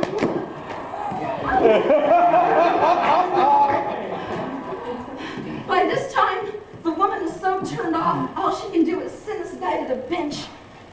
And they usually forget one thing, the female orgasm. The what?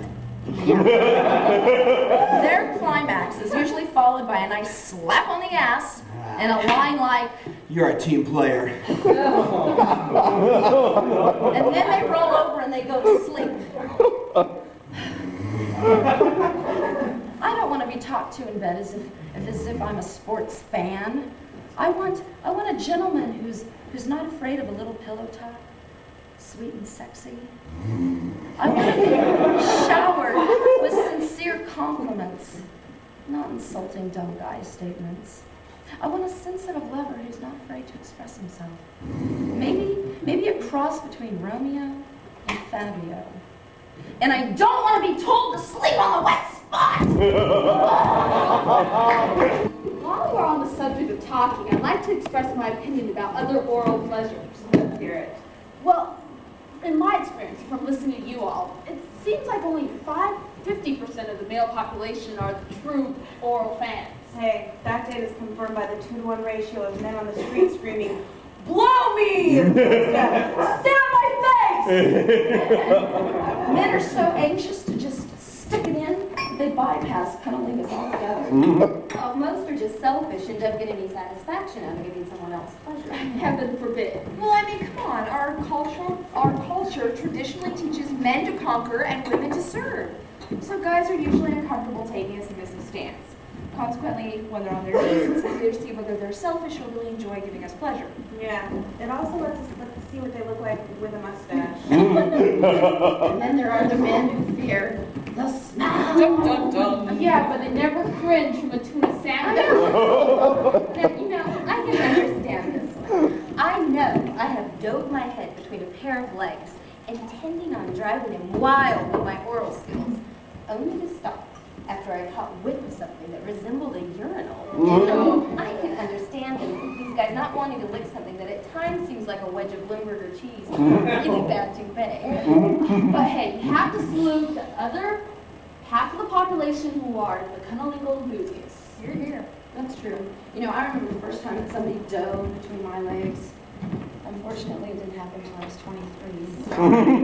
Do tell. Okay, well, I was breaking in the front seat of my new car, and I got so turned on by that tingling sensation that, I accidentally hit the gear shift and plowed right into the garage door, smashing the front end. Can you imagine explaining that to the insurance customer? What's with you? I don't know. I had one morally ambidextrous boyfriend who specialized in pearl diving. In fact, that's all he wanted to do. And you're not still with this guy? I appreciated his jubilant attitude, and I made sure to cheer him on with shouts of things like, "Nobody licks my monkey like you do!" After a month, I was tongue whipped. Female equivalent of pussy whip. Yeah, I even offered to do his laundry. Just come over and satisfy me. After 2 months, I had a framed photo of his tongue on the desk. You know, I think the sport of muff diving is not practiced as often as we'd like because some guys just don't know how to do it. Well, it would be easier if A, they took the gum, cigarette, or toothpick out of their mouths first. B, they wear glasses, take them off so they don't fog up. And C, if they're worried about hygiene, put some Tic Tacs down there for God's sake. Have you ever noticed guys at a party? I mean, why does it seem like the ultimate party to them is the celebration of life, puberty, and the pursuit of telephone numbers? As opposed to women who go to a party entertaining a much more complex fantasy. We go hoping to see Prince Charming across a crowded room and to leave us intoxicated with our charms by the stroke of midnight. Most of the time, we spot the guy dancing with the underwear on his head, making gastrointestinal sounds with his armpits. Party, look at me. Oh my God. Etiquette is important. In 1922, Emily Post wrote the definitive code. Any behavior which is discourteous or offensive to others is improper. Suitable conduct is crucial, whether you're at a frat party or a black tie function. It's especially important for success with the opposite sex. For instance, most women would be turned off if a guy walked up to them and asked, Excuse me, are those things real? It is always in good taste to be invited to the parties that one attends. However, crashing isn't always rude. Hey, whoa, unless you bring others and it's a sit-down dinner party. if you find out about a party, though, that you're not invited to, consider yourself a guest. Go anyway. Really? Is that right? Sure. Cheerfully introduce yourself at the door as if invited by a mutual friend. Once done with that formality, refrain from helping yourself to pocket-sized antiques or silverware. Introductions are an essential element of good etiquette. Wait, are you talking to her or to me? This is for you, Gorilla. When presenting yourself, keep it simple. Pickup lines went out with leisure suits. Questions like, So, do you come here often? Haven't we met in a previous life? we'll only encourage responses such as, Get out of my face, you creep. Introducing a friend gives you an opportunity to present an elevated impression of yourself. Avoid elaborate or potentially embarrassing introductions. Say, This is my friend Jack. He is a very, very talented artist. don't say, This here is Jack.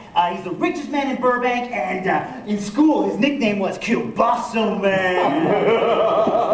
Being a good conversationalist is a great social asset. Bringing up interesting topics, making snappy repartee, and dispensing flattering comments without being obsequious is always much appreciated.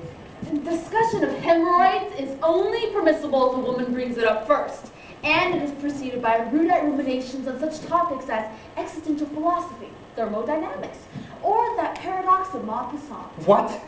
When your conversation with someone that you just met should be lively, constructive, and preferably amusing. conversation that includes details about other people's operations, gossip about Connie Chung and Maury Povich, or what adorable thing your 5-year-old relative said lately, will cause people to walk away from you.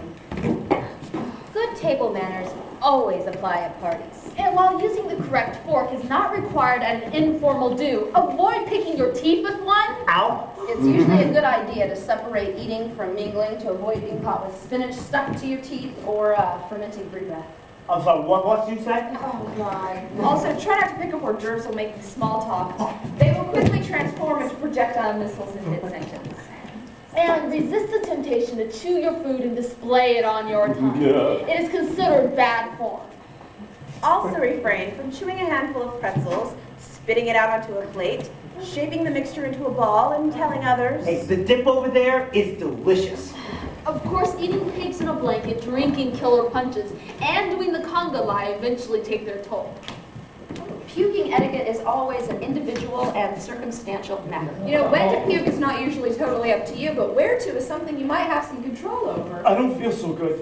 A large potted plant is always a sensible option. And the nearest fireplace is the second choice if the bathroom is not available. And speaking of bathrooms, the behavior there is a very delicate area. Since people drink at parties, the 1 or 2 bathrooms become prime real estate. I really gotta go. You know, consequently, it's not considered suave to cut in front of someone in line and ask them, Do you, like myself, feel a real urgent pressure on the inside of your bladder? How? What? How? And it is unthinkably rude to hog precious bathroom space by using it as a makeout station. Or pharmacy. Oh, great.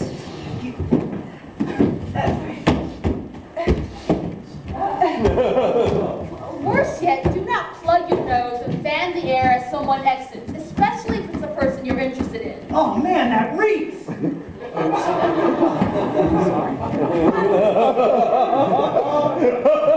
Making a favorable impression also extends to post-party etiquette. The period between the time you take her phone number and make that follow-up call could be as short as 1 day or as strategically protracted as 1 week. However, if you wait longer than 3 weeks, she is liable to ask, Jim, who, if you call the night of the party, slobbering, completely polluted, and drooling something like, Hello? Yeah. Hi, I think you're so pretty. Can I come over? Don't be surprised if she gives you an address, which turns out to be a place called Peepland, where for 25 cents you can party in your own private booth. Okay, so you're a guy at a party checking out the scene. Okay. You spot a female that interests you. Okay. She's sexy beyond belief. Okay. You smile. She smiles. You visualize her naked. She cocks an eyebrow. She visualizes you dressed in something cool. Hey! okay, he's good looking, but those clothes look like he bought them off the back of a garbage truck. Since caveman times, when men wore little more than a loincloth and women told them to get a new one, we've tried to change the way men dress. just as men have that primitive urge to watch boxing matches, We long to dress you up like Ken dolls. Women develop crushes on stylish guys at an early age. Round about the time we figure out we will forever be judged more harshly than men on the way we dress. And while teenage girls consult fashion magazines and try to cultivate a look to attract those guys, the same boys are nose down the latest penthouse. Accordingly, a 14-year-old boy's knowledge of fashion is limited to the garter belt of Miss January. You know, I learned this the hard way. When I was 14, a classmate of mine rather maturely said to me, "I'll pick you up after lunch." He showed up in his McDonald's uniform, and he smelled like a large order of fries. Well, you know, sports figures are essential style models to some men. Okay, the typical jock outfit, baseball cap, team jacket, t-shirt, sweats, Reeboks, is an ensemble that many men like. All the time. Now, dressing that way for Dodger Stadium or a poker game is fine.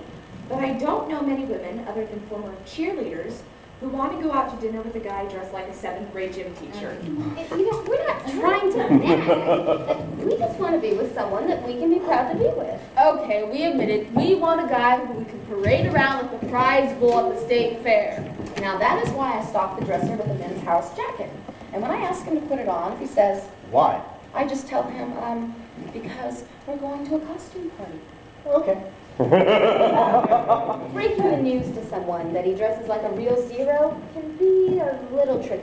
You can't exactly tell a guy to pick up some style and get back to you. And since style sends out personality signals, any suggestion that he is less than dashing will be taken as an indictment on his entire existence. Yeah. That is why makeovers are tricky. Most women I know try to disguise their motives. It begins at home. Magazines and catalogs are left open on the coffee table. Offensive clothing is borrowed and quietly disposed of. Hon, can I borrow this? That's my favorite shirt, babe. Oh, well, I'll put it back where it belongs. Okay. And even more quietly, psychological campaigns are done to instill the notion that narcissism is good. And then we go shopping together. Now, this, of course, is a horror. From childhood, men have been scarred by shopping expeditions for back-to-school clothing in the presence of mom. Once in the store, every woman becomes mom. To lessen the man's paranoia, we imply running complimentary commentaries such as, That is really you. or, Now that looks hot, really masculine, not the least bit fashion victim-y. You think? But this technique has its unexpected consequences. I once flattered a boyfriend into buying a Gautier jacket. He wore it to a dinner party that night. As he went to order drinks, I spotted the host wearing an identical jacket. When the two guys finally ran into each other, they looked horrified, like two charity ball dowagers caught in the same $10,000 dress. What? Nice jacket, man. My boyfriend was furious. We would never go shopping again. But 5 minutes later, his rage subsided when a girl approached him and stroked his lapels. Suddenly, he went from dud to stud, from style virgin to fashion Frankenstein. I had created a monster. It does look good on me, doesn't it? That's just my fashion savvy, babe. 2 weeks later, he dumped me. The power of clothes to transform a man may be the reason most men resist being in fashion. I have learned that wrapping a nerd in a biker jacket will not make him cool. And draping a slob in a Gautier will not make him sophisticated. but men don't want to reflect someone else's idea of who they should be. And nor will they bow to the expectations that a spruced up wardrobe invites. Empirical evidence proves that a man who will scratch his testicles in public will continue to do so in a $1,500 suit. Oh my God, that feels good. Dressing should be an adventure. Better yet, it should be an aphrodisiac. Lois Lane never even considered dating Clark Kent when he was still dressed like a nerd. But once he became Superman, donning that fabulous red cape and that tight bodysuit that hugged as many bulges, she was hooked. Yep. For as long as I can remember, I've dated older men. Really? Why? Well, while younger guys offer innocence and firmer body parts, older men offer wisdom, experience, and a career, as opposed to a job at PETA to go. Sure, an older man will take you out to dinner, order an exquisite bottle of wine, speak French or Italian to the waiter, and then make interesting and illuminating conversation before he tries to get you into bed. Younger guys are less experienced in the art of seduction. Yeah, their idea of a dinner date is an overnight bag and 2 falafel sandwiches. But you know, this lack of seductive savoir-faire bothers me less and less as I find myself the older woman suddenly. Now I'm just wondering where the interesting 30 to 35-year-old guys I would like to date are. They're flirting with you as they push their baby strollers down the street. Well, you know, with the younger guy, I kind of like, you know, I'm in the role of the teacher, the coach, the one who gets to watch someone go through an identity crisis. I mean, it's kind of cool to be with someone who is so anxious and nervous that all I have to do is point and say things like, come on now, sugar, it won't bite. Come on now, honey, let's get the whole thing in a mouth. Well, wait a minute. Are you dating a younger guy? Well, a few months ago, I was seeing someone who's 10 years younger than me. Hey! In many cultures, a man's coming of age involves an initiation. I was just kidding! God. Well, no, it's just that when it comes to dating, the double standard is so pronounced. I mean, older men and younger women, that's fine. Harrison Ford can make a play on Anne Heche, and that's romantic. Michael Douglas can be married to Gwyneth Paltrow, and that's okay. But Susan Sarandon and James Spader, no. Okay, so give us some details. Well, I wasn't thinking about age differences when I met Junior late one night at a club. I didn't know that he was 9 years younger than me while I was sitting on his lap. After about a week, it didn't really matter because I was sitting on his lap every night. Tell us more. Well, at first he was excited to date me and touched me with lines like, Oh, babe, you're the best thing that's ever happened to me. sweet, but a little hard to take from someone still living with his parents. With his parents, right. Can we hang out at your place tonight? We spent a lot of time at my apartment, mainly because he didn't have any money and, well, he was a little shy about meeting some of my friends. I cannot imagine why. They're gonna hate me. Oh, no. Yeah, they're gonna make fun of me and stuff. After about a month, he started complaining about being used as a boy toy. I mean, in bed, he didn't mind being seen as a sex object, but afterwards, he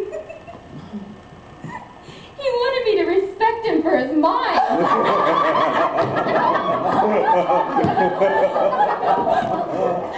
You know, it's like sex, sex, sex, all the time. You never want to talk or nothing. Why can't we have our cake and eat it too? But you know, there is a certain power that comes with dating a younger guy, and that has to do with who controls the relationship. It's usually a new experience for an older woman to go out with a less dominating, more adoring younger man. Yeah, for once, we get to be on top.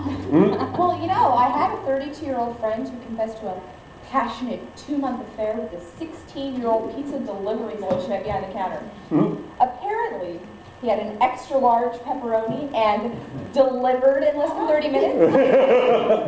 I know a 37-year-old college professor who's dating her 20-year-old student. Where were all these cute 20-year-olds when I was going to college? She once asked me. In kindergarten, I told her. At a party recently, I met Jason. First, I was oblivious to our 11-year age difference. But then I realized that while I had my own apartment and American Express card, he was still crashing on his friend's couches, really excited about that new library card. It really hit me when we were at his friend's apartment, and I was sitting on this piece of foam covered by a comforter because nobody owned a bed. So, which one would you do, Monica or Rachel? Oh, I'd do Phoebe. No way! Wait. Oh man, look at that! I wish I had some money. I could get that new truck. Oh, that'd be cool. Yeah. They sat there talking about which character on Friends they would have sex with and what kind of vehicles they would buy if they had jobs. And I pretended to pay attention and, you know, it really hit me. These guys grew up watching The Simpsons while I was trying to hide the fact that I could recite the theme to the banana splits. All of this made me wonder what Larry Fortensky and Elizabeth Taylor ever had to think about. Yeah, look at it this way. In your 20s, you're trying to find yourself. You move away from your parents' house, making stupid mistakes, getting your ass kicked by life. You live for the moment, you party, you try on different lovers for size because you're not sure what you want, but you know you want a lot of it and you know you want it now. In our 30s, we define who we are and where our future might lie. Now, by the time we reach 35, though, that identity crisis disappears because we're now dealing with our midlife crisis. Now, at this point, women start doing facial aerobics to keep their chins from sagging, and men start watching the Hair Club for Men infomercials, actually ordering the brochures on hair weaves. By the time we reach our 40s, we may have achieved financial success, but we spend our nights home alone in our big houses, wondering how old we are. By the time we hit our 50s, we stop worrying about aging because we already have. And by the time we reach our 60s, we decide to live it up. Theoretically, this is the best time to date those 20-year-olds who are also living for the moment.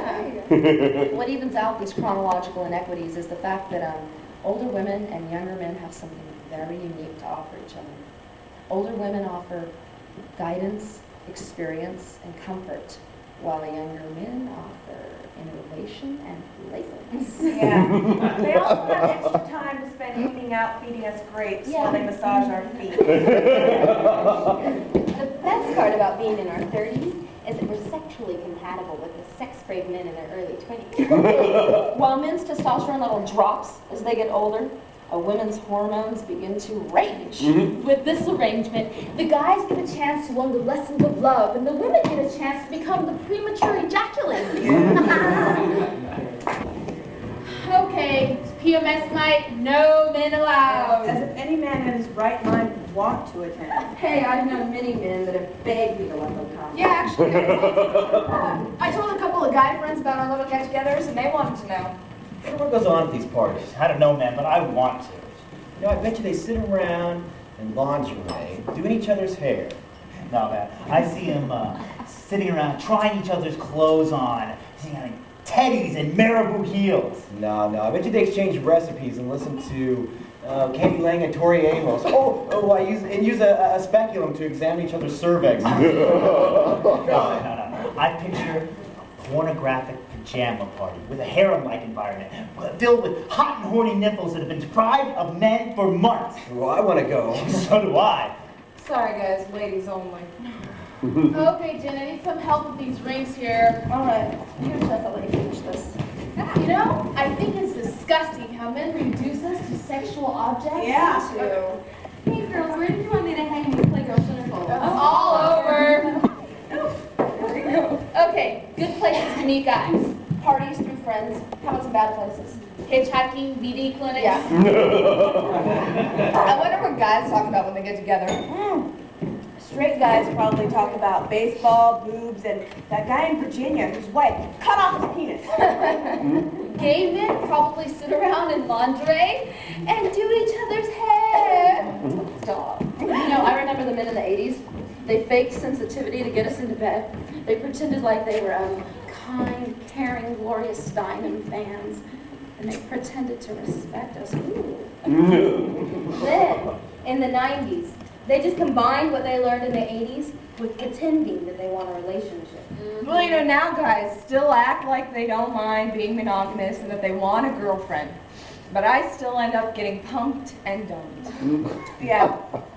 Women need to find one man to satisfy their many needs, while men need to find many women to satisfy their one need. Okay, in honor of PMS night, I say we start the I hate it, I love it portion of the evening. I hate it. I hate it when somebody yells something when I'm on my bike, like, Hey, honey, can you ride my face like that?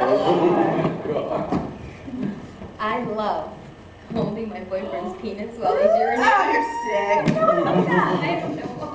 I hate when I'm getting all excited and my boyfriend starts slapping me really hard in the ass. Oh, you know, I hate Dawn wannabes who try to score on the first date. One unsmooth operator pulled me down on the couch and said, Come on, baby, let's get it on. he was serious, and when I laughed in his face, he said, Well, I was trying to be like Barry White. Let's Get It On was sung by Marvin Gaye. I would love to go out with someone that treated me nicely. I mean, okay, why don't we why don't we make a charm school for American men, and then we can invite the French and Italians over to be guest speakers. I went on this date with this guy for the very first time. And after 20 minutes, he said to me, Hey, I got somebody I'd like you to meet. he pulled my hand under the table and put it on his penis. Oh my God. Okay, I love a man who has a huge sausage and can wear a lampshade on his head and say something intelligent. Michelle, have some more of that. Oh, let's dance with the Tom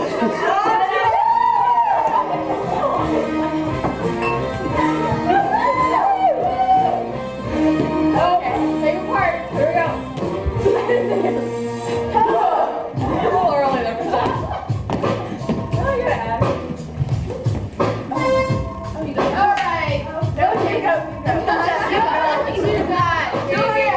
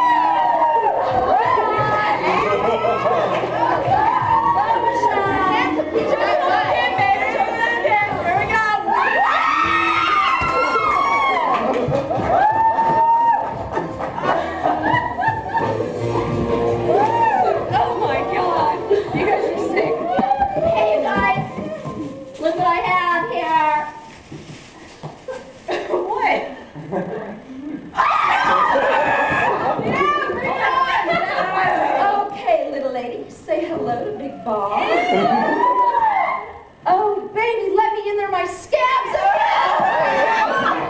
Please! You know what I hate? Well, I hate it when I tell a guy that I'm a lawyer, and then bam, he's got to become competitive about every stupid thing. You know what I hate? I hate the fact that men in this country have all the power. And what do they want to do with it? They want to control all the women just in this country. No, all over the world. Oh, they want an arm trophy who will be their personal slave. Yeah, like most guys want their women to be inferior to them in some way, except of course in the looks department. Most men feel they deserve a supermodel, especially the ones that look like a drooling Danny DeVito. Pardon me. I know that sex is merely a workout for some men. But it's emotional for me. Aww. You know, I get attached to anything that penetrates my vagina. I'm keeping Mr. Satisfier away from you. Who's at the door? Jack. My ex? Yeah, should we let him in? No, this is ladies' night, girls only. No, guys! Come on, you guys, let him in. Only if we vote on it. I said it's... I want to see a man enter our little lair. Yeah. Oh, God, screw it. What the hell? Let him in! Ladies, hi. But first, off with this pants!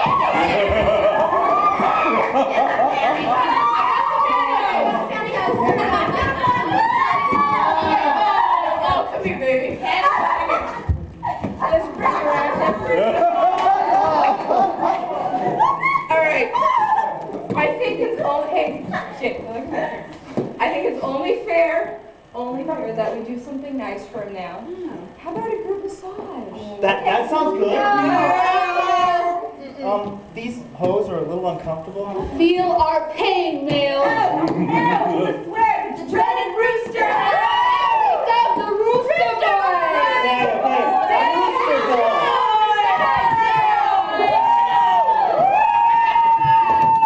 So, can I come back next time? He seemed to be having so much fun, we thought about it. The girls went home, leaving the two of us alone. This was inevitable. I saw some of his stuff, and he was originally coming over to return some of mine. This invariably led to sex with the ex. A one for the road. A good idea in case you haven't had much luck and don't plan on getting any anytime soon. As the dumper, it is my job to make this last hump so enjoyable that my ex will forget how much he hates my guts. And the least I can do is not fantasize about someone else. A month later, we reconvened at my place for another gathering to get the latest updates. I had left them hanging when they left last time. As they snuck out, the last thing they saw was that I had Jack securely tied to a leash. Well, it was something that I've always wanted to try, but I discovered that treating a man like an animal made me think that I was perhaps dabbling too close to bestiality. And despite Jack's incredible endowment, I had no plans like making one of those Mexican porn videos that they showed at 70s bachelor parties with the girl and the donkey. So, are you and Jack back together? Nope, Jack and I are officially over. But I didn't want to leave him with a bang. Don't you mean bang him as he left? Huh? So Jack's free? Jennifer, the body isn't even cold yet. I like my meat here. It's okay, there's no problem. He's all yours. Yeah, if you like sloppy seconds. I clean up my messes. Okay, you better get him while he's still warm, if he hasn't run off to a monastery by now. Actually, I think I saw him a couple of weeks ago at a party, and he seems to have found a new arm trophy. My guess is she just made it past the legal age limit. What? Already? Hey, you dumped him, he's entitled. Yeah, but I thought we might have meant more to him, especially after letting him into our last party last time. I mean, he's already recovered and I'm still home with Mr. Satisfier. Get over it, girlfriend. It's time to move on. I guess, but it's still so damn depressing. How do guys recover so fast? They transfer emotions to their penises. Once that starts needing to feel, they get over heartbreak pretty fast. So you saw him with another girl already? Don't worry, I don't think it'll be too long-lived. Okay, so what's on the agenda for tonight? Oh, I thought we could go over the latest socio-political ramifications of the collapse of the Japanese economy. Or we could rent a male stripper and have him dazzle us with his brilliance. That's a tough one. I'll take the male stripper. Bring him on. They should be here any minute. They? My, what do you have in store for us tonight? I saw an act listed as a double bill on their list, and I thought we could get more bang for our buck. I like the way you think. Hey, by the way, where is Julia? I haven't seen her in forever. I saw her at work last week. She's hot and heavy with that UPS guy. I mean, she couldn't stop talking about how wonderful he was, and she had that starry look in her eye, and, well, I just wanted to kill her. Yes. Aren't they the fastest way to deliver a package? No, those are the Federal Express guys. Forsaking us for a man? I thought we taught her right. Well, she's young and impressionable, and pretty soon she'll realize that UPS spells oops, and she'll be back. Well, I say we drink a toast to her, to wish her the best, to her happiness. To her finding love. To her finding joy. Bitch.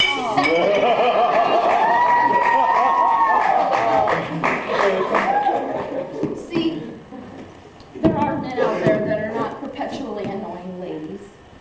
I have seen men out there that are warm and they have emotions and they're sensitive. I believe they exist. Did you put something in her drink? No, I mean seriously, we like to bag on guys, but I think there are some out there that are worthy of our attentions. Ones that are kind and considerate and caring. Yeah. They're all gay. You need to stop thinking so defeatist. That's how you're going to find the guys out there that you want. She's been drinking champagne again, hasn't she? Yeah. Hey, Jennifer, I hope you're right. I mean, I hope there are guys out there who are sexy and suave, and not just when they're trying to get me into bed, but while we're there and after we leave it. Sure, I mean, I want the same thing, but look at me. I'm nearly 30, and I have no hope on the horizon.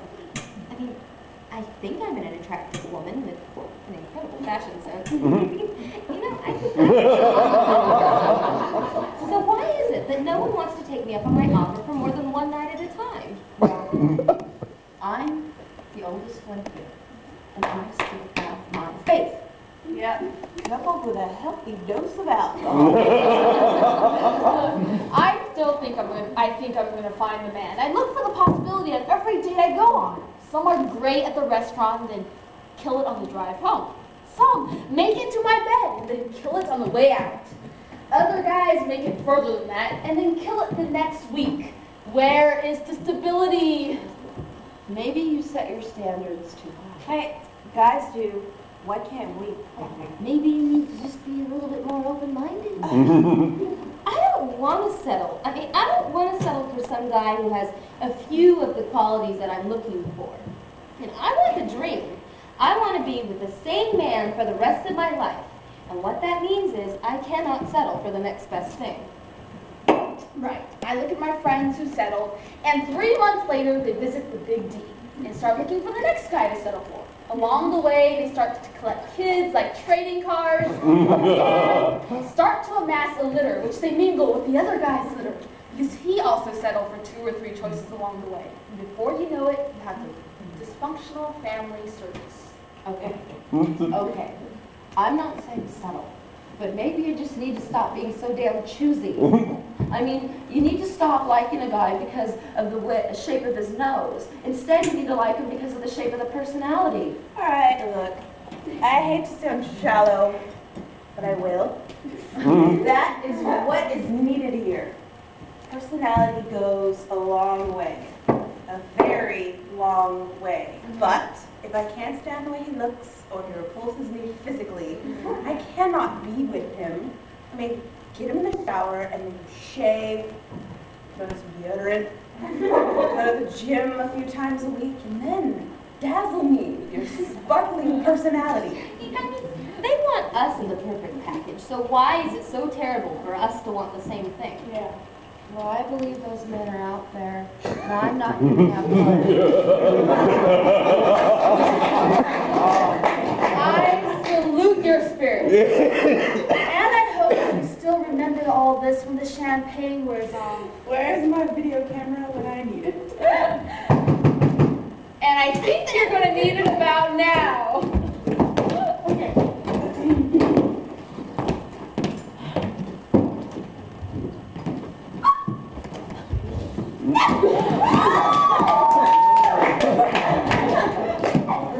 We got a report that there was a loud party going on. You people are disturbing the peace. We were sent in to verify that report.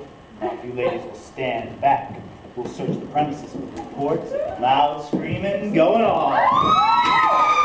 And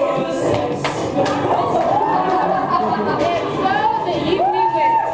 The cops whipped out their nightsticks and the girls forgot everything we talked about. The following week, I talked to Julia. She gushed for a half hour about the perfection of her UPS man. Then she said she had to go and pick up his dry cleaning before 4. I was annoyed and then thought, hey, the UPS guy actually has clothes that need to be dry cleaned. Maybe Jennifer was right. We need to give these guys more opportunities to prove themselves. Perhaps they're not the Neanderthals that we take them for.